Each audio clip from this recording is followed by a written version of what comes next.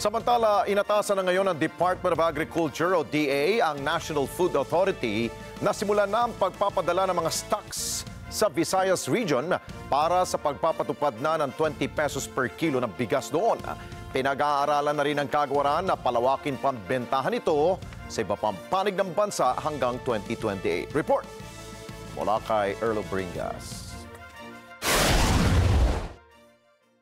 Inatasan na ni Agriculture Secretary Francisco Chu Laurel Jr. ang National Food Authority o NFA na simulan ng repositioning ng rice tax sa Visayas Region bilang paghahanda sa launching ng 20 pesos per kilo rice program.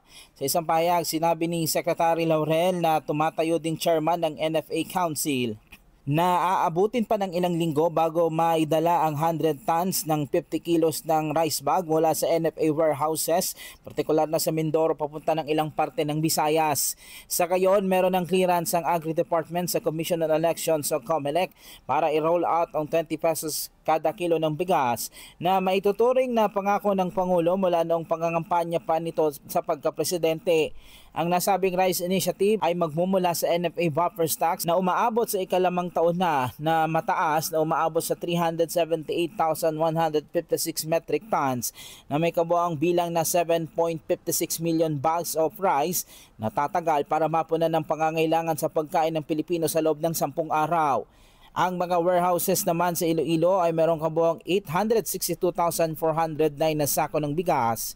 At kaugnay niyan, sinabi naman ni NFA Administrator Larry Lacson na ang kailangang maidala ang NFA mula Mindoro papuntang supplement areas na may limitado lamang na rice production, kabilang ang Cebu, Negros Island, Samar at Leyte.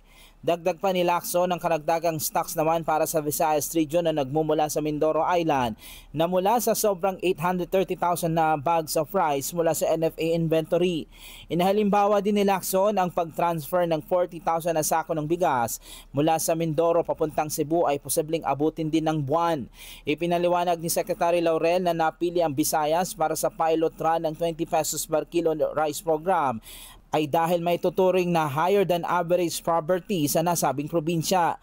Sa kanila kasing tala na ungusan na nito ang national average na 10.9% sa iba't ibang rehiyon, kabilang ang Negros Island at Eastern Visayas na may poverty rate na doble o umaabot sa 22.6% at 20.3%. Iniendorso na din ang programa ng mga gobernador sa Visayas at nagpahayag na handa na para magbahagi ng kanilang parte sa subsidiya. Inaasahan naman na tatakbo ang programa hanggang Disyembre habang pinag-aaralan na rin ng DA ang plano kaugnay ng direktiba ni Pangulong Ferdinand Marcos Jr.